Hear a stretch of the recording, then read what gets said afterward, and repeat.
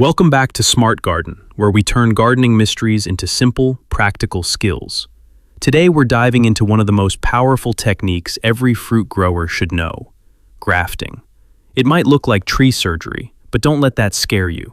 With the right method, you can grow multiple varieties on a single tree, save damaged fruit trees, improve harvests, and even bring an old orchard back to life. The catch?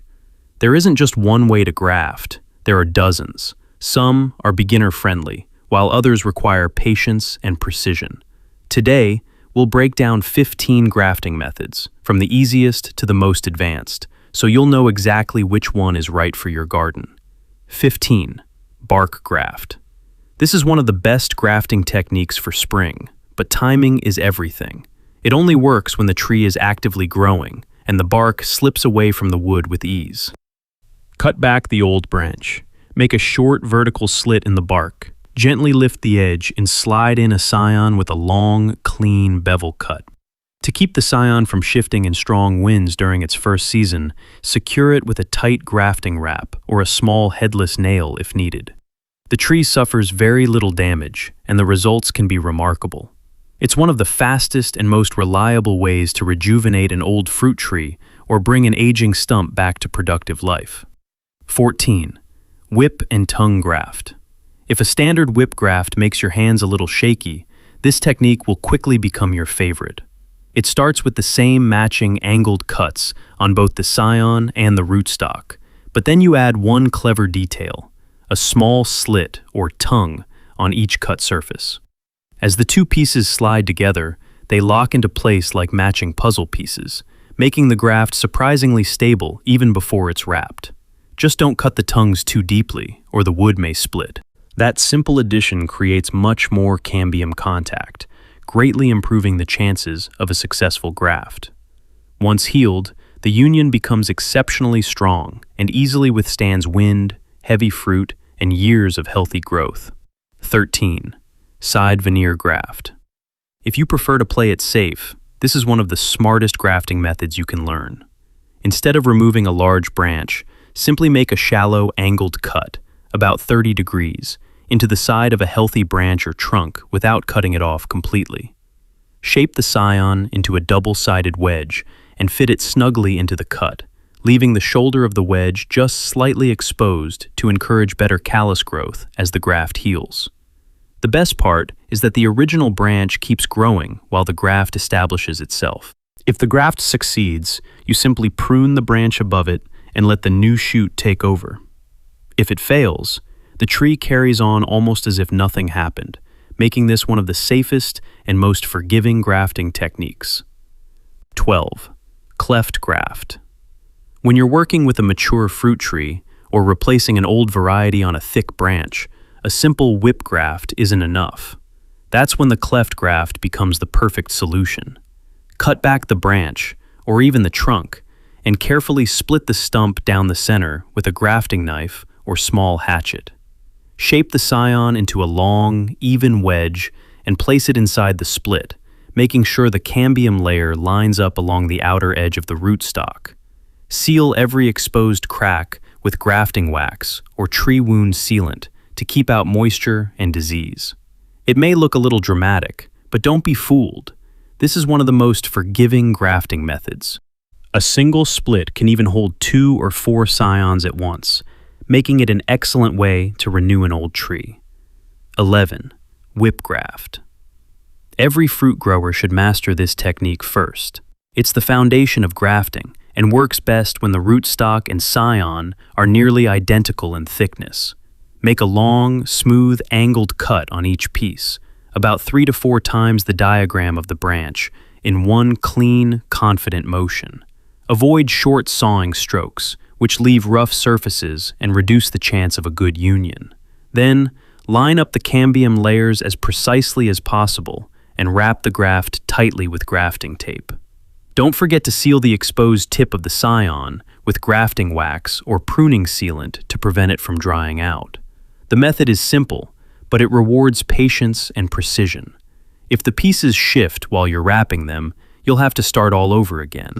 Before we reveal the top 10 grafting methods, take a second to hit the like button if you're enjoying the video, It really helps Smart Garden grow and lets us keep creating practical gardening guides. And tell me in the comments, which grafting method have you tried before, or which one are you excited to test this season? I'd love to hear about your experience. 10. Spring tea budding, forcing bud. Unlike summer budding, this technique is performed in early spring, just as the sap begins to flow. The buds come from scions collected the previous fall and stored in cool conditions so they remain dormant through winter. The graft itself is almost identical. You carefully cut a small bud shield and insert it into the rootstock, but the result is completely different. Instead of staying dormant until next year, the bud quickly wakes up and begins growing during the same season. The key is making a clean, precise cut without damaging the delicate vascular tissue beneath the bud. If you missed summer budding but still want a strong new shoot before the end of the growing season, this method is an excellent choice. 9. Saddle graft. If you're looking for one of the strongest graft unions possible, the saddle graft is well worth learning. The scion is shaped with a carefully cut notch that forms a saddle, while the rootstock receives a matching angled cut. When the two pieces come together, the scion sits securely over the top of the rootstock like a perfectly fitted cap. This creates excellent stability and a large area of cambium contact, giving the graft a strong start from day one. The snug fit also helps the wound heal quickly with minimal callus buildup. Once established, the graft forms an exceptionally durable union that's far less likely to snap under heavy crops or strong winds. 8. Veneer graft. This technique is a great choice when the rootstock is noticeably thicker than the scion and you don't want to use a cleft graft. Begin by removing a narrow strip of bark, along with a thin layer of wood from the side of the rootstock, leaving a small shoulder at the bottom of the cut. Shape the scion with a matching bevel so it fits neatly against the exposed surface. If the scion is narrower than the rootstock, make sure the cambium layers line up on at least one side. That's what really matters. The small shoulder helps support the scion, preventing it from slipping while you wrap the graft. It's a simple, reliable method that works especially well when the two pieces are different sizes. 7. Bridge graft. This technique isn't about growing a new variety. It's about saving a tree that's on the verge of dying. If mice, rabbits, or winter damage have stripped the bark all the way around the trunk, the flow of water and nutrients is cut off, and the tree may not survive. First, trim the damaged edges to healthy tissue. Then make small cuts in the bark above and below the wound. Prepare several scions with long beveled cuts on both ends and slide them beneath the bark so they span the injured area like tiny bridges. As the scions heal, they reconnect the tree's transport system, allowing nutrients to move freely again. In many cases, this simple technique can rescue a tree that would otherwise be lost. 6. Approach graft. If you want the highest possible success rate, it's hard to beat an approach graft. Unlike most grafting methods, both plants stay attached to their own root systems while the graft heals, so neither one loses its source of water and nutrients. Simply choose two nearby branches, either from neighboring trees or potted plants. Remove matching strips of bark along with a thin layer of wood, and bind the exposed surfaces tightly together. Wrap the union firmly and seal it with grafting wax or tree sealant to prevent it from drying out. Once the two branches have fused into a single, solid connection, you simply cut one branch free from its original root system below the graft. It's a slow process, but one of the safest and most reliable techniques you'll ever use. We're down to the final 5, the most advanced and least common grafting techniques. But before you try these expert-level methods, let's answer an important question. What should beginners practice on first? Start with apple or pear trees. Their bark is forgiving, the wood is easy to work with, and they produce callus tissue quickly, giving you a much better chance of success while you're learning. Leave cherries, sweet cherries, and plums until you've built some confidence. They demand far more precision. Before making your first real graft, practice 20 or 30 smooth cuts on a few dry willow branches or any similar scrap wood. Once your cuts become clean, consistent, and effortless, you'll be ready for technique number 5. 5. Wedge graft. The wedge graft is a favorite among professional nurseries because it's fast, strong, and highly reliable when producing large numbers of young trees. A deep V-shaped notch is cut into the rootstock, while the scion is carefully shaped into a matching wedge that fits the opening as precisely as possible. Accuracy is everything here. The two cuts should match closely, leaving little or no gap between the pieces. When the scion slides into place, the cambium layers make excellent contact along both sides of the graft. The result is a remarkably solid union that heals quickly, forms a strong callus, and provides an outstanding success rate when performed with clean, accurate cuts. 4. Drill graft. If working with a grafting knife isn't enough, here's one of the most unusual techniques you'll ever see. A drill graft is designed for thick scaffold branches or old stumps where the wood is hard and traditional methods become difficult. Using a clean, sterilized drill bit, make a hole at a slight downward angle into the rootstock. Next, carefully trim the base of the scion into a smooth cylinder that matches the diameter of the hole as closely as possible. The tighter the fit, the better the contact between the tissues. Once inserted, the scion sits firmly in place with little risk of the wood splitting. It may look unconventional, but in experienced hands, this method produces an exceptionally strong union and an impressive success rate. 3. Half-cleft graft. If a traditional cleft graft feels a little too aggressive, this gentler variation is an excellent alternative. Instead of splitting the entire branch or stump down the middle, you make the split only along one edge. The cut extends just a couple of inches into the wood, while the opposite side remains completely intact. Because most of the branch stays uncut, the tree experiences far less stress and usually recovers much more quickly. Shape the scion into a long, even wedge and insert it into the partial split, carefully aligning the cambium layers for the best possible contact. You get the strength and reliability of a cleft graft, with much less damage to the tree, making this technique especially useful for valuable or mature fruit trees. 2. T-budding, dormant bud grafting. If you want to produce more trees using the least amount of scion wood, this technique is hard to beat. It's performed in mid to late summer, when this year's shoots have developed healthy, mature buds. Instead of using an entire scion, you remove a single bud with a thin shield of bark and a small layer of wood beneath it. Make a T-shaped cut in the bark of the rootstock, gently lift the flaps, and slide the bud neatly into place.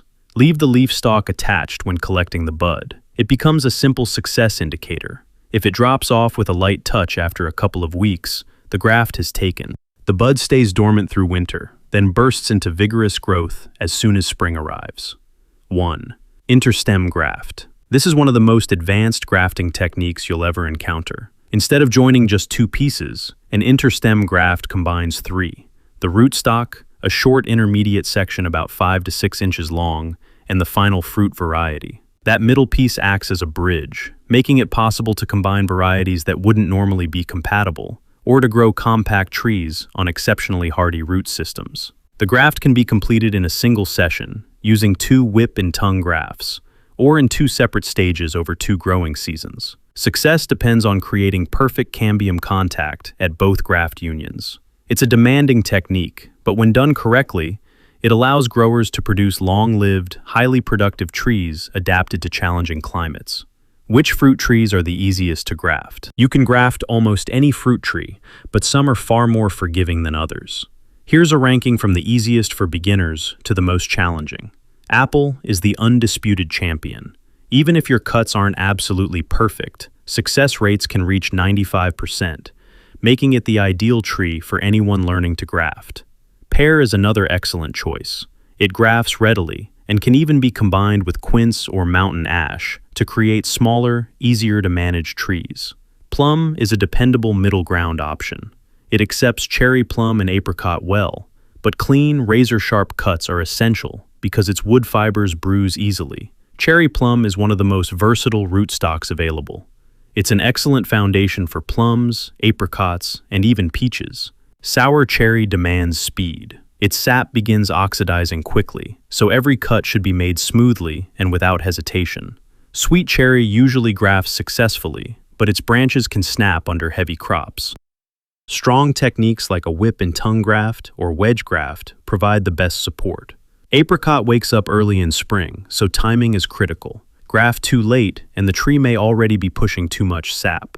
Peach is one of the most demanding fruit trees. It requires perfectly clean cuts, careful handling, and excellent technique. Summer tea budding often delivers the most reliable results. Mountain ash is surprisingly versatile. It can successfully support pears and chokeberries, making it a fascinating option for experienced gardeners. Grapevine follows its own rules. It's commonly grafted onto an underground trunk using a cleft graft or onto green shoots during early summer, making it quite different from grafting fruit trees. When is the best time to graft? A successful graft depends on more than a sharp knife. Timing is just as important. Here's when each technique works best throughout the year. Spring, 41 to 59 degrees Fahrenheit / 5 to 15 degrees Celsius. The prime grafting season. Start in early spring, before the buds begin to swell, once daytime temperatures stay consistently above 41 degrees Fahrenheit, 5 degrees Celsius. This is the ideal time for whip grafts, whip and tongue grafts, cleft grafts, and side veneer grafts. As temperatures rise to 50 to 59 degrees Fahrenheit, 10 to 15 degrees Celsius, and the bark begins to slip easily, it's time for bark grafts, bridge grafts, and wedge grafts. Summer, 68 to 77 degrees Fahrenheit, 20 to 25 degrees Celsius. Precision season. A second flush of sap flow usually arrives from late July through mid-August. When temperatures climb above 86 degrees Fahrenheit, 30 degrees Celsius, grafting success drops, so work during the cool morning or evening hours. Summer is the perfect time for tea budding, with dormant buds and veneer grafting. The bud heals within a couple of weeks, then remains dormant until the following spring. Fall, 50 to 54 degrees Fahrenheit, 10 to 12 degrees Celsius. A risky option. Fall grafting is generally limited to September in mild southern climates. Whip and tongue grafts and bark grafts can still succeed, but only if at least 4 to 5 weeks remain before the first hard frost.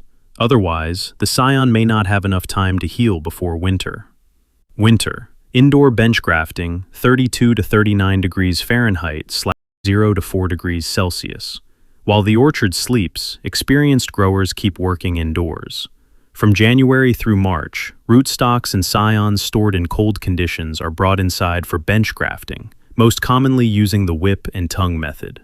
After grafting, the young trees are kept at about 64 degrees Fahrenheit, 18 degrees Celsius, for 2 to 3 weeks so the graft can heal, then return to cold storage until it's time for spring planting. How many grafts can one tree handle? Now that we've covered the techniques, timing, and the best trees to graft, there's one question every enthusiastic gardener eventually asks. Can I turn one old apple tree into a tree with every variety I own?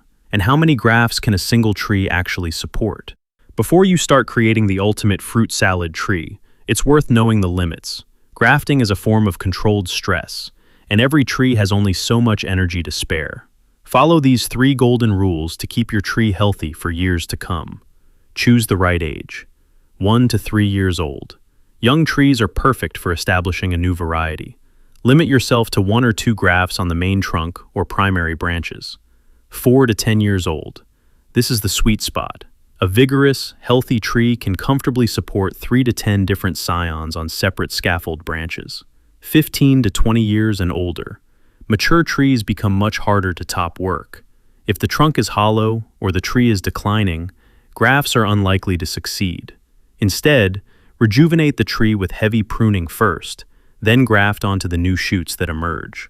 Don't overload the tree. Resist the temptation to transform an entire tree in a single weekend. As a general rule, add no more than 3 to 5 grafts in one season, or replace no more than 20 to 30% of the canopy at a time. Removing too much of the original crown can leave the tree without enough leaves to feed its roots, causing severe stress or even death. If you're changing the entire variety, spread the work over 2 or 3 years.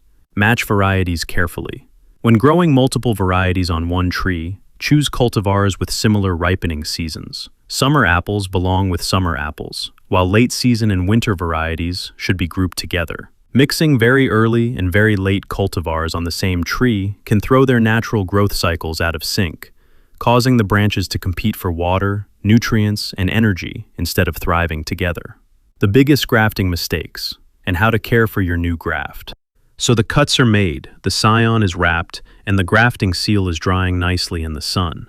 You're probably feeling like a master tree surgeon. But don't celebrate just yet. The truth is, you've only finished half the job. The first few weeks are when most grafts succeed, or fail. Let's look at the mistakes that catch almost every beginner, and the simple care that gives your graft the best chance of thriving.